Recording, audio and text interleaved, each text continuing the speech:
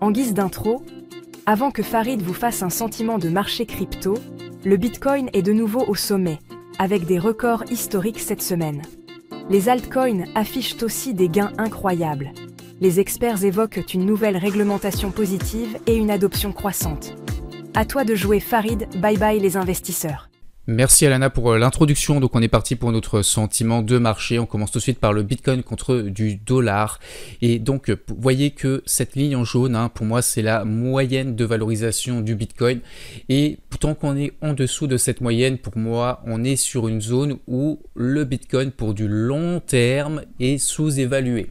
Bien sûr, vu qu'on a cette pattern de consolidation avec ce pivot ici qui est clairement défini, en réalité, ce qu'on peut dire c'est que c'est non pas lorsqu'on est en dessous de cette zone qu'on est sous-évalué, c'est plutôt lorsqu'on est en dessous de ce pivot qu'on est sous-évalué.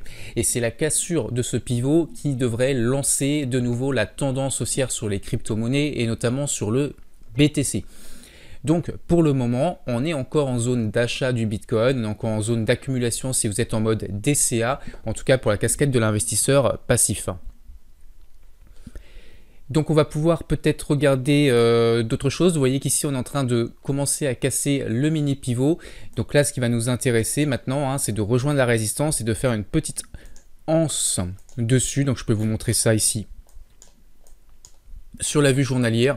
Donc là, vu qu'on a cassé le pivot, c'est pas impossible qu'on ait un pullback vers l'ancienne résistance qui va faire office de support maintenant.